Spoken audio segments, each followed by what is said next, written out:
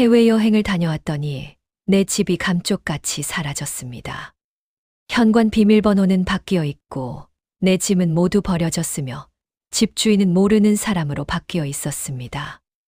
70살 노인네가 하루아침에 갈 곳 없는 노숙자가 된 것입니다. 기가 막히고 코가 막히는 이 상황은 남의 얘기가 아닙니다. 바로 제 아들과 며느리가 저를 위해 짠 완벽한 시나리오였습니다. 제가 그날 비행기를 탔더라면 저는 공항에서 돌아와 갈 곳 없는 노숙자가 되었을 것입니다. 지금부터 들려드릴 이야기는 폐륜을 저지른 자식들을 향한 저의 처절한 복수극입니다. 모든 일은 정확히 일주일 전 늦은 밤 아들 내외의 갑작스러운 방문으로 시작되었습니다. 평소엔 명절에도 얼굴 보기 힘들던 아들 녀석이었습니다. 그런데 그날은 들어오자마자 현관 바닥에 무릎을 꿇고 대성통곡을 하는 것이 아니겠습니까? 어머니, 저 좀 살려주세요. 제발 저 좀 살려주세요, 어머니. 가슴이 철렁 내려앉았습니다. 쉰이 다 되어가는 아들이 어린애처럼 우는 꼴을 보니 어느 어미가 제정신일 수 있겠습니까? 옆에 있던 며느리 유진이도 눈물바람이었습니다. 그녀는 제 바지가랑이를 붙잡고 사정했습니다. 어머님 민수 씨 구속되게 생겼어요. 이번 주까지 빚을 못 막으면 사기죄로 감옥 가요. 채권자들이 집까지 쫓아오고 애들 학교까지 찾아간대요. 저희 이제 어떡해요, 어머님? 저는 손이 부들부들 떨렸습니다. 감옥이라니요. 빚쟁이들이 손주들 학교까지 찾아간다니요. 저는 떨리는 입술을 겨우 떼어 물었습니다. 얼마냐? 도대체 얼마나 필요한 거냐? 5억 원이요. 5억 원만 있으면 급한 불은 꺼요. 어머니, 제발요. 5억 원. 그 말을 듣는 순간 눈앞이 캄캄해졌습니다. 제 전 재산이나 다름없는 이 아파트 한 채 값이었습니다. 남편이 죽으면서 남겨준 유일한 유산이자 제가 죽을 때까지 깔고 앉아 있어야 할 제 노후의 전부인 집이었습니다. 이 집이 없으면 저는 당장 길바닥에 나앉아야 했습니다. 제가 망설이자 아들 녀석이 바닥에 머리를 찌우며 울부짖었습니다. 엄마, 저 감옥 가면 우리 가족 다 죽어요. 제가 나중에 2배로 갚을게요. 아니, 평생 제가 엄마 업고 모실게요. 한 번만 살려주세요, 엄마. 자식이 이기는 부모 없다고 했습니다. 자식이 죽는다는데 집이 무슨 소용인가 싶었습니다. 내 노후가 비참해지더라도 자식 감옥 가는 꼴은 막아야지. 그게 못난 어미의 마음이었습니다. 저는 깊은 한숨을 내쉬며 말했습니다. 그래, 알았다. 이 집이라도 팔아서 해결하자. 내일 당장 부동산에 내놓으마. 그때였습니다. 며느리 유진이가 기다렸다는 듯이 가방에서 서류 봉투를 꺼냈습니다. 그녀의 눈빛이 순간 번뜩이는 것을 저는 그때는 미처 보지 못했습니다. 어머님, 정말 감사합니다. 그런데 집을 팔려면 시간이 너무 오래 걸려요. 민수 씨는 당장 다음 주가 급한데 매수자가 언제 나타날지 모르잖아요.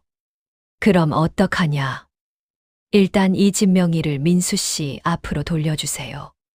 증여를 해주시면 그 명의로 담보 대출을 받아서 급한 불부터 끄겠습니다. 대출이 나오면 빚부터 갚고 나중에 천천히 갚아 나가면 돼요. 그러면 집을 팔지 않아도 되니까 어머님도 여기서 계속 사실 수 있고요. 듣고 보니 그럴싸했습니다.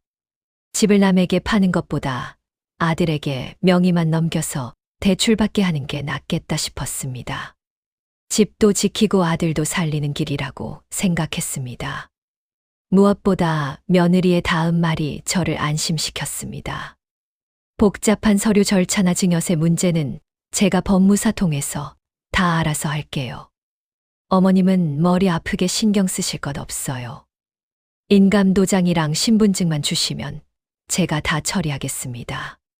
그렇게 저는 제 손으로 인감도장을 내주었습니다. 호랑이 아가리에 머리를 들이밀면서도 자식 살린다는 생각에 안도의 한숨을 내쉬었습니다.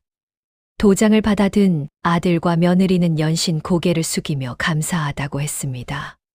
평생 효도하겠다고 했습니다. 저는 그 말을 철석같이 믿었습니다. 다음 날이었습니다. 며느리가 상기된 얼굴로 비행기 표 봉투를 들고 왔습니다. 유럽 여행 티켓이었습니다. 어머님, 이거 받으세요. 칠순 때 여행도 못 보내드렸는데 이번 기회에 다녀오세요. 최고급 패키지로 끊었어요. 아니, 지금 집안이 이런데 여행은 무슨 여행이냐. 빚 해결부터 해야지. 어차피 증여 처리하고 대출 승인나려면 일주일은 걸려요. 그동안 집에 계시면 혹시라도 채권자들이 찾아올 수도 있고 시끄러워요. 법무사 왔다 갔다 하고 집 실사 나오고 하면 어머님만 피곤하세요. 마음 편하게 다녀오시면 저희가 싹 정리해 놓고 공항으로 마중 나갈게요. 아들 녀석도 옆에서 거들었습니다. 그래요, 엄마. 저 때문에 속 많이 썩으셨는데 이번에 바람 좀 쐬고 오세요. 다녀오시면 빚도 다 해결돼 있을 거고 제가 진짜 효도할게요. 제발 다녀오세요, 엄마. 눈물 글썽이며 말하는 아들을 보니 거절할 수가 없었습니다. 오히려 미안했습니다. 능력이 부족해서 늙은 어미가 해줄 수 있는 게 이것밖에 없어서요. 그렇게 저는 여행을 가기로 했습니다. 짐을 싸면서 생각했습니다. 그래, 자식 살리고 나면 남은 여생은 아들 며느리가 모시겠지. 우리는 가족이니까. 하지만 그 믿음이 산산조각 나는 데는 그리 오랜 시간이 걸리지 않았습니다. 여행 가기 바로 전날 오후였습니다. 짐 가방을 챙기고 있는데 전화가 울렸습니다. 40년 지기 친구이자 동네에서 부동산을 하는 고 영감이었습니다. 평소에 안부 전화나 하던 친구였는데 이날은 목소리가 심상치 않았습니다. 순자야, 너 지금 어디냐? 집에 있냐? 집에 있지. 왜 그래? 목소리가 왜 이렇게 다급해? 너 이사 가냐? 집 팔았어. 무슨 소리야? 아들한테 증여해 주기로 했는데 대출 받는다고. 집은 안 팔아. 증여는 무슨 놈의 증여? 내 아들놈이랑 며느리가 내 사무실에 다녀갔어. 이 집을 금매로 내놓겠단다. 뭐라고? 제 심장이 쿵 내려앉았습니다. 수화기를 든 손이 부들부들 떨리기 시작했습니다. 그것도 시세보다 3억이나 싸게 무조건 이번 주 안에 잔금 치르는 조건으로 내놨어. 내가 너무 황당해서 아니 어머니 살고 계신 집을 팔면 어머니는 어디 가시냐고 물었더니 내가 요양원 들어가기로 했다더라. 너 요양원 가냐? 요양원이라니요. 금매라니요. 대출 받아서 급한 불 끄고 집은 지키겠다던 놈들이 내 집을 헐값에 팔아치울 작정이었던 겁니다. 머릿속이 하얗게 변했습니다. 그게 정말이야. 잘못 들은 거 아니야. 내가 이 바닥에서 밥 먹은 지가 몇 년인데 그걸 잘못 듣냐. 그리고 더 기가 막힌 건 뭔지 아냐. 걔네들 가고 나서 내가 하도 찜찜해서 아는 법무사한테 물어봤어. 내 며느리가 이민 수속을 알아보고 다닌단다. 캐나다로 간대. 비자 신청까지 다 끝났대. 다리에 힘이 풀려 그 자리에 주저앉았습니다. 하늘이 노랗다는 게 이런 걸까요? 아들의 눈물과 며느리의 효도 여행, 그 모든 게 새빨간 거짓말이었습니다. 놈들은 나를 유럽으로 보내놓고 그 일주일 사이에 집을 팔아치우고 돈을 챙겨 해외로 도망칠 계획이었던 겁니다. 나는 여행지에서 돌아오면 집도 없고 자식도 없는 빈털터리가 되어 공항 노숙자가 될 운명이었습니다. 요양원이라니요. 고려장이나 다름없는 짓을 꾸미고 있었습니다. 순자야, 정신 차려. 너 지금 도장 줬어, 안 줬어? 줬어. 어제 다 줬어. 아이고, 이 미련한 여편네야. 당장 가서 뺏어와. 아니다, 지금 가서 따져봤자 놈들이 아니라고 잡아떼면 그만이야. 이미 서류 넘어가서 되돌리기도 쉽지 않아. 고 사장의 고함 소리에 정신이 번쩍 들었습니다. 배신감에 피가 거꾸로 솟았습니다. 당장 아들놈 멱살을 잡고 따지고 싶었습니다. 하지만 그래서는 안 되었습니다. 지금 따져봤자 놈들은 실수였다, 오해였다, 변명할 것이고 다른 방법을 찾아 나를 버릴게 뻔했습니다. 증거가 필요했습니다. 놈들이 나를 버리려 했다는 확실한 증거, 그리고 내 재산을 지킬 완벽한 한 방이 필요했습니다. 저는 짐 가방을 바라보았습니다. 곱게 접어넣은 옷가지들 위에 며느리가 준 비행기 티켓이 놓여 있었습니다. 유럽 여행. 그것은 효도 여행이 아니라 저를 버리기 위한 편도 티켓이었습니다. 입술을 깨물었습니다. 비릿한 피 맛이 났습니다. 눈물이 쏙 들어갔습니다. 슬픔은 사치였습니다. 지금은 살아야 했습니다. 고 사장, 나 좀 도와줘. 뭐 어떻게 하게. 놈들은 내가 내일 비행기 타는 줄 알 거야. 그대로 속아줄 거야. 그리고 내 눈으로 똑똑히 볼 거야. 내 아들이라는 놈이 늙은 어미를 어떻게 팔아넘기는지. 전화를 끊고 거울을 봤습니다. 거울 속 늙은 여자의 눈에서 도끼가 서려 있었습니다. 민수야, 유진아. 너희는 어미의 등을 쳐먹으려 했지만 나는 그렇게 호락호락한 늙은이가 아니다. 결전의 날 아침이 밝았습니다. 저는 평소보다 일찍 일어나 곱게 화장을 하고 가장 아끼는 꽃무늬 등산복을 꺼내 입었습니다. 거울 속에 비친 제 모습은 영락없이 해외여행에 들뜬 행복한 칠순 노인이었습니다. 하지만 제 속은 숯검정처럼 타들어가고 있었습니다. 오늘 저는 제 인생에서 가장 완벽한 연기를 펼쳐야만 했습니다. 자칫 실수라도 해서 놈들이 눈치를 챈다면 제 집도 제 인생도 모두 끝장이라는 생각에 입이 바짝바짝 말랐습니다. 오전 10시가 되자 아들 내외가 데리러 왔습니다. 며느리 유진이는 제 가방을 받아들며 활짝 웃었습니다. 어머님 잠은 잘 주무셨어요. 오늘 날씨도 너무 좋아요. 정말 여행 가기 딱 좋은 날이네요. 그 웃음이 소름 끼치도록 가증스러웠습니다. 어제까지만 해도 세상 효부인 줄 알았던 저 얼굴 뒤에 시어머니를 고려장 지내려는 악마가 숨어 있다는 사실에 치가 떨렸습니다.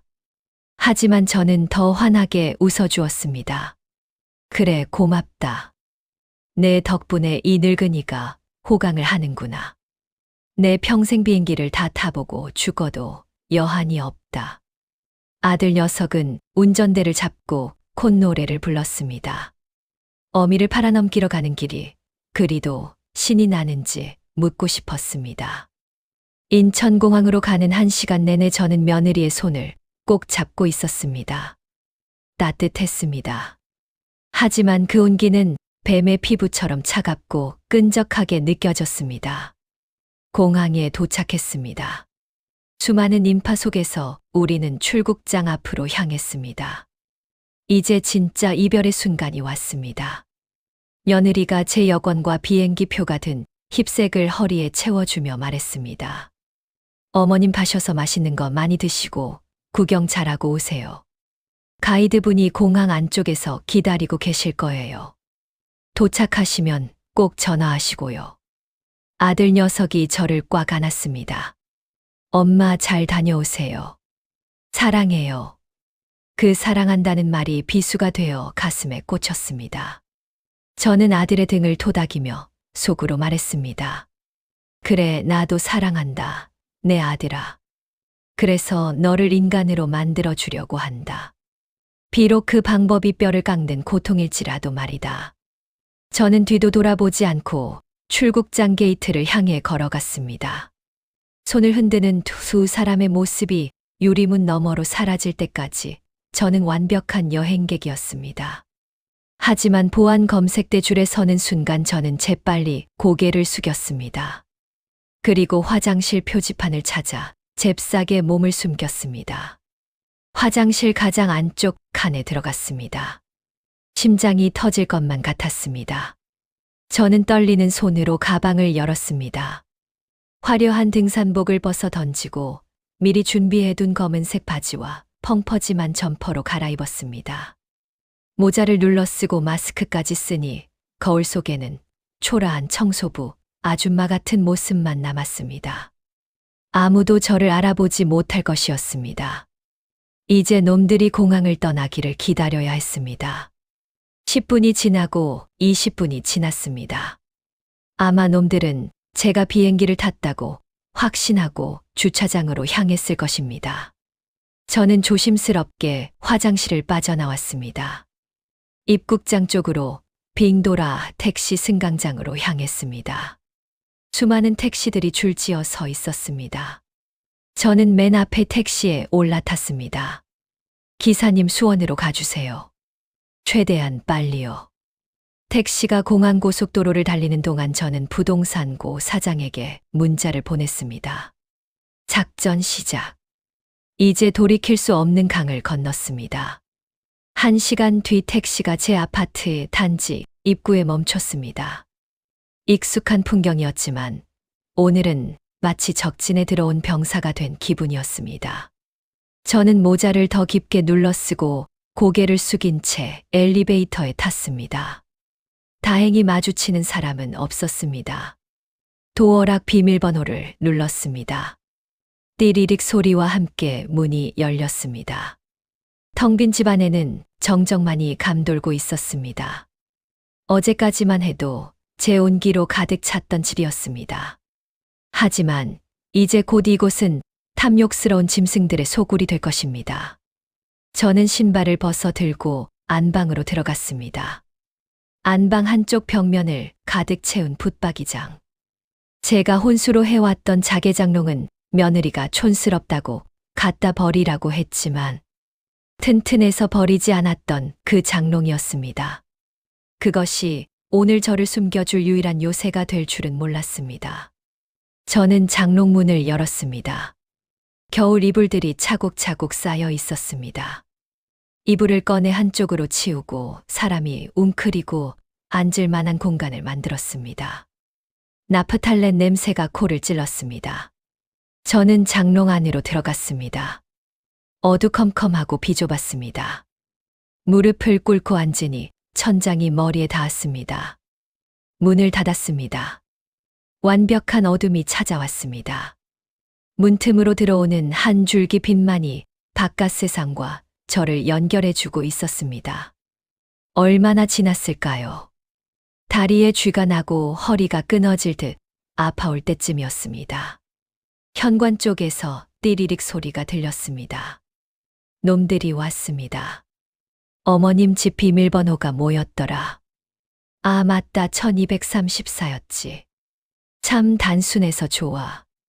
며느리의 목소리였습니다. 현관문이 열리고 왁자지껄한 소음이 집 안으로 쏟아져 들어왔습니다. 구두 굽소리, 쿵쿵거리는 발소리. 그 소리들은 거침없이 거실을 가로질러 제가 숨어있는 안방을 향해 다가왔습니다. 야, 드디어 끝났다. 아까 공항에서 연기하느라 죽는 줄 알았네. 눈물 연기 어땠어? 나 배우 해도 되겠지. 며느리의 하이톤 목소리가 고막을 찢는 듯 했습니다. 아들 녀석의 낄낄거리는 웃음소리도 들렸습니다. 당신 진짜 대박이더라. 엄마는 꿈에도 모를 거야. 지금쯤 비행기에서 기내식 먹고 계시겠네. 마지막 만찬인 줄도 모르고 말이야. 심장이 쿵쾅거려 장롱문이 덜덜 떨릴까봐 겁이 났습니다. 저는 입을 틀어막고 숨소리조차 죽였습니다. 안방문이 벌컥 열렸습니다. 두 사람이 방으로 들어왔습니다. 장롱문 틈 사이로 놈들의 모습이 보였습니다. 며느리는 침대에 대자로 드러누웠고 아들은 넥타이를 풀어헤치고 있었습니다. 아우, 이놈의 노인네 냄새. 이불이며 베개며 싹 다 갖다 버려야 해. 여보, 창문 좀 열어. 환기 좀 시키게. 며느리의 말에 아들이 창문을 활짝 열었습니다. 바람이 들어와 장롱 문틈으로 스며들었습니다. 저는 주먹을 꽉 쥐었습니다. 내 집, 내 침대, 내 냄새까지. 그녀에게는 모든 것이 혐오의 대상이었습니다. 근데 여보 부동산에는 연락했어. 고 사장 영감탱이 말이야. 뭔가 눈치챈 것 같지 않아. 아들이 물었습니다. 며느리가 코웃음을 쳤습니다. 눈치채면 어쩔 거야. 이미 인감도장 내 손에 있고 위임장 다 써놨는데. 법적으로 아무 문제 없어. 그 영감탱이도 돈 준다니까 침 흘리면서 좋아하던데 뭐. 금매로 내놨으니까 오늘 내일 중으로 연락 올 거야. 시세보다 3억이나 싼데 어떤 미친놈이 안 사겠어. 3억. 내 피 같은 재산을 3억이나 깎아서 팔아치우려 하다니. 속이 뒤집어지는 것 같았습니다. 그때 며느리가 벌떡 일어나더니 제가 숨어있는 장롱 쪽으로 걸어왔습니다. 아, 맞다. 어머님이 저 장롱 안에 폐물함 숨겨두신다고 했지. 그것도 챙겨야 하는데. 제 심장이 멈추는 것 같았습니다. 점점 다가오는 발소리. 장롱 손잡이를 잡으려는 며느리의 손이 문틈으로 보였습니다. 이대로 들키는 걸까요? 식은땀이 등줄기를 타고 흘러내렸습니다. 저는 눈을 질끈 감았습니다. 여보, 배고파. 우리 짜장면이나 시켜 먹자. 금강산도 식후경이라잖아. 폐물은 밥 먹고 찾아도 되잖아. 아들의 목소리가 들렸습니다. 장롱 문고리를 잡았던 며느리의 손이 멈췄습니다. 하긴 긴장 풀리니까 배가 확 고프네. 그래, 탕수육도 시켜. 오늘 파티해야지. 노인네 내보낸 기념 파티. 며느리는 손을 거두고 뒤돌아섰습니다. 멀어지는 발소리를 들으며 저는 그제야 참았던 숨을 토해냈습니다. 살았습니다. 하지만 이것은 시작에 불과했습니다. 거실에서 들려오는 놈들의 웃음소리를 들으며 저는 어둠 속에서 이를 갈았습니다. 그래, 실컷 웃어둬라. 그 웃음이 통곡으로 바뀌는 데는 그리 오랜 시간이 걸리지 않을 테니까. 저는 품속에서 녹음기를 꺼내 빨간 버튼을 눌렀습니다. 이제부터 놈들의 모든 죄악이 이 작은 기계 안에 낱낱이 기록될 것입니다. 어둠 속에서의 시간은 더디게만 흘렀습니다. 장롱 틈새로 기름진 음식 냄새가 스며들었습니다. 아들과 며느리는 거실 바닥에 앉아 쩝쩝거리며 탕수육과 짜장면을 먹고 있었습니다. 그 소리가 제 귓가에는 마치 제 살점을 뜯어먹는 소리처럼 들려왔습니다. 하지만 육체적인 고통보다 더 끔찍한 것은 그들의 입에서 나오는 악마 같은 말들이었습니다. 맛있다. 역시 공짜 돈으로 먹는 밥이 제일 맛있다니까. 며느리의 들뜬 목소리가 들렸습니다. 아들 녀석은 입안 가득 음식을 넣고 우물거리며 대꾸했습니다. 근데 여보, 어머니, 보험은 확인해봤어. 요양원 보내면 보험금 청구 못하는 거 아니야. 걱정 마. 내가 지난달에 수익자 명에 다 당신 앞으로 바꿔놨어. 그리고 어머님 앞으로 사망보험 하나 더 들어놓은 거 알지? 요양원에서 1년 안에 돌아가시면 1억 더 나온대. 솔직히 그 나이면 1년 버티기도 힘들잖아. 거기 시설도 별로 안 좋은 데로 알아봤어. 난방도 잘 안 되고 밥도 대충 나오는 곳이라던데. 그러면 기력이 더 빨리 쇠하겠지. 며느리의 말에 아들이 킬킬거리며 웃었습니다. 당신 진짜 독하다, 독해. 누가 당신을 며느리라고 생각하겠냐. 저승사자가 따로 없네. 저승사자라니 칭찬으로 들을게. 이게 다 우리 가족 잘 살자고 하는 짓이잖아. 노인네 하나 희생하면 우리 세 식구 평생 캐나다에서 떵떵거리고 살 수 있어. 어차피 늙으면 죽는 거야. 우리가 조금 도와드리는 거지. 제 심장이 찢어지는 것 같았습니다. 단순히 집만 파는 게 아니었습니다. 놈들은 저를 환경이 열악한 요양원에 가둬놓고 빨리 죽기를 기다리고 있었습니다. 제 목숨값으로 나온 보험금까지 챙길 계획을 세우고 있었던 것입니다. 손이 부들부들 떨려 녹음기를 놓칠 뻔했습니다. 잠시 후 며느리가 벌떡 일어나는 소리가 들렸습니다. 아, 맞다. 어머님 그 낡은 서랍장 뒤져봐야지. 거기에 쌈짓돈 숨겨두신 거 내가 봤어. 며느리의 발자국 소리가 안방으로 다가왔습니다. 제가 숨어있는 장롱 바로 옆에 있는 작은 서랍장이었습니다. 드르륵 서랍 열리는 소리가 났습니다. 이내 며느리의 환호성이 터졌습니다. 찾았다. 와, 이 노인네 진짜 지독하네. 꼬깃꼬깃 현금으로 300만 원이나 모아놨어. 시장 바닥에서 콩나물 값 깎아가며 모은 돈이겠지. 냄새나는 돈이지만 우리가 유용하게 써주자고. 아들이 방으로 들어왔습니다. 300만 원이면 우리 비행기 삭 나오겠네. 엄마는 평생 짜장면 한 그릇도 아까워하더니 결국 우리 좋은 일만 시키네. 이럴 줄 알았으면 효도 여행 티켓 더 싼 거로 끊을 걸 그랬어. 어차피 돌아오지도 못할 건데 최고급 패키지가 무슨 소용이야. 맞아. 그냥 편도만 끊어서 보낼 걸 그랬어. 가서 국제미아 되라고 말이야. 두 사람은 제 피땀 어린 돈을 흔들며 박장대소했습니다. 심지어 안방벽에 걸린 남편의 사진을 보며 조롱하기까지 했습니다. 아버님 사진도 떼서 버려야지. 재수 없게 쳐다보고 있는 것 같잖아. 여보, 이것도 쓰레기 봉투에 담아. 와장창.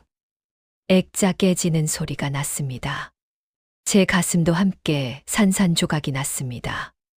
죽은 남편의 사진까지 쓰레기 취급하는 놈들을 보며 저는 마지막 남은 모성애마저 깨끗이 지워버렸습니다. 이제 저들은 내 자식이 아니다. 그저 탐욕의 눈이 먼 짐승일 뿐이다. 저는 입술을 깨물며 맹세했습니다.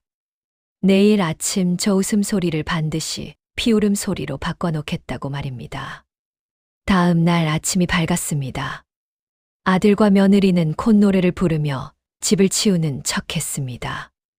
오전 11시 약속된 시간에 초인종이 울렸습니다. 부동산고 사장과 매수자 역할을 맡은 김 변호사가 도착했습니다. 어서 오세요, 사장님. 기다리고 있었습니다. 며느리가 세상 상냥한 목소리로 그들을 맞이했습니다. 거실 소파에 앉은 네 사람의 대화가 장롱 안까지 또렷하게 들렸습니다. 집이 참 좋네요. 시세보다 워낙 싸게 나와서 제가 운이 좋았습니다. 현금으로 잔금까지 싹 준비해 왔습니다. 김 변호사가 가방을 여는 소리가 들렸습니다. 아들이 침을 꿀꺽 삼키는 소리가 들리는 듯 했습니다. 그럼 계약서 쓰시죠. 어머님 위임장이랑 인감증명서는 여기 다 있습니다. 제가 아들이니까 대리인 자격은 확실하고요. 아들이 서류를 내밀었습니다. 고 사장이 짐짓 걱정스러운 척 물었습니다. 그래도 본인이 안 계신데 도장 찍기가 좀 그렇네. 오 여사님한테 전화라도 한 통 해봅시다. 아이고 사장님. 어머니 지금 유럽행 비행기 안에 계신다니까요. 전화기 꺼져 있어요. 저희가 자식인데 설마 부모 집을 몰래 팔겠어요. 어머니가 팔아서 빚 갚고 남은 돈으로 편하게 모시라고 신신당부하셨어요.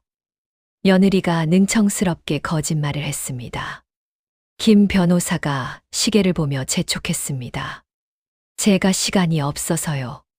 서류 문제 없으면 바로 도장 찍고 끝내시죠. 여기 매도인란에 인감 찍으시면 됩니다. 탁자 위에 계약서가 펼쳐지는 소리가 났습니다. 인주 뚜껑을 여는 소리가 들렸습니다. 아들이 제 인감 도장을 집어들었습니다. 바로 지금이었습니다. 저는 굳어버린 다리에 온 힘을 주었습니다. 그리고 닫혀있던 장롱문을 어깨로 힘껏 밀어젖혔습니다. 쾅! 거대한 굉음과 함께 장롱문이 활짝 열렸습니다. 거실에 있던 네 사람의 시선이 동시에 안방으로 쏠렸습니다.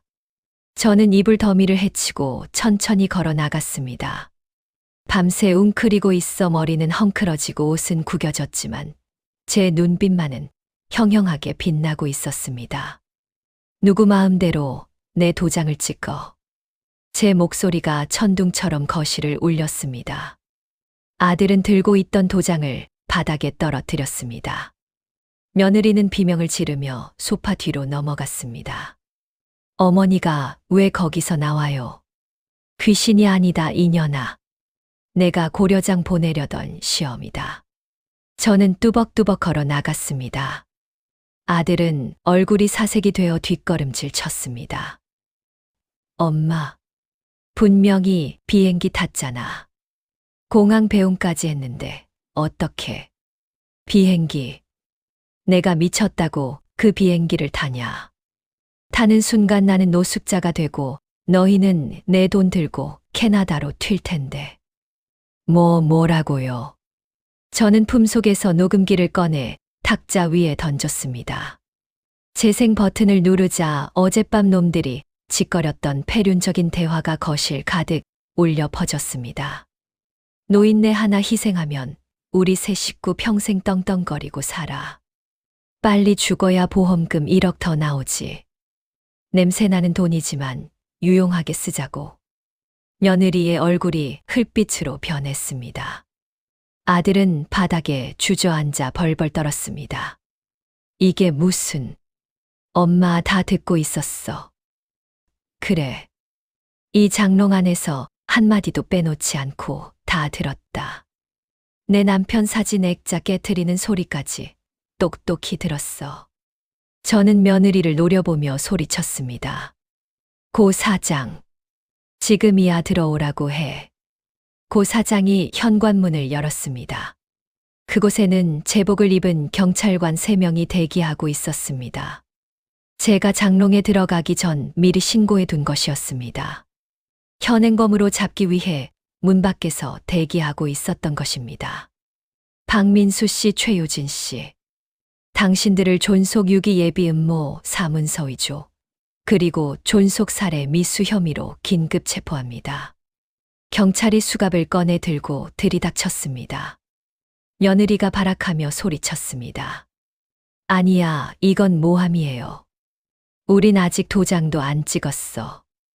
어머니, 제발요. 이거 놓으라고. 경찰관은 가차 없이 며느리의 손목을 꺾어 수갑을 채웠습니다. 철커덕. 차가운 금속음이 거실에 울려 퍼졌습니다. 아들은 제 바지가랑이를 붙잡고 울부짖었습니다. 엄마, 잘못했어요. 제가 죽을 죄를 졌어요. 한 번만 봐주세요. 감옥만은 안 돼요, 엄마. 저는 아들의 손을 매몰차게 뿌리쳤습니다. 이거 놔라. 내 아들 민수는 죽었다. 부모 목숨값으로 보험금 타내려던 짐승만 있을 뿐이다. 감옥 가서 평생 썩어라. 그게 내가 너에게 줄 수 있는 마지막 잡이다. 경찰들이 2 사람을 개처럼 끌고 나갔습니다. 현관문 밖으로 사라지는 그들의 뒷모습을 보며 저는 그제야 참았던 숨을 토해냈습니다. 다리에 힘이 풀려 주저앉으려는 저를 고 사장이 부축해 주었습니다. 순자야, 고생했다. 정말 큰일 해냈다. 이제 다 끝났어. 네, 이제 다 끝났습니다.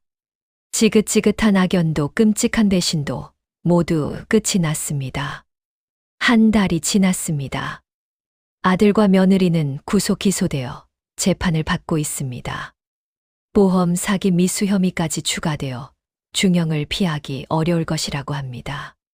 저는 변호사를 통해 그들과의 모든 법적 관계를 정리하고 있습니다. 다시는 제 인생에 그들이 발붙이지 못하도록 말입니다. 집안을 싹 정리했습니다. 놈들의 손때가 묻은 가구와 집기들을 모두 버리고 벽지와 장판도 새로 했습니다. 집안 곳곳에 배어있던 배신의 냄새를 완전히 지워버리고 싶었습니다. 그리고 오늘 저는 다시 짐 가방을 쌉니다. 이번에는 며느리가 준 가짜 효도 여행 티켓이 아닙니다. 제 돈으로 끄는 1등석 티켓입니다. 띵동. 초인종이 울렸습니다. 문을 열자 화려한 선글라스를 낀 고 사장과 동네에 친구 영숙이가 환하게 웃으며 서 있었습니다. 오 여사 준비 다 됐어. 오늘 패션 죽이는데. 고 사장이 엄지를 치켜 세웠습니다. 저는 거울을 보며 선글라스를 고쳤었습니다. 꽃무늬 등산복 대신 세련된 원피스와 챙이 넓은 모자를 썼습니다. 거울 속에 저는 더 이상 자식에게 얽매인 초라한 노인이 아니었습니다. 내 집과 내 인생을 지켜낸 당당한 여왕이었습니다. 가자. 인천공항으로. 가서 면세점도 털고 최고급 호텔에서 샴페인도 터뜨리자고. 우리는 택시에 올라탔습니다. 창문을 내리자 시원한 바람이 머리카락을 흩날렸습니다. 택시가 공항 고속도로를 시원하게 질주했습니다. 저 멀리 비행기 한 대가 파란 하늘을 향해 힘차게 날아오르고 있었습니다. 자식 농사는 흉작이었지만 내 인생 농사는 아직 끝나지 않았습니다. 아니, 이제야말로 알곡을 거둘 때입니다. 70살 오순자. 내 진짜 인생은 지금 저 비행기처럼 높이 날아오르고 있습니다. 세상 그 누구보다 자유롭고 행복하게 말입니다.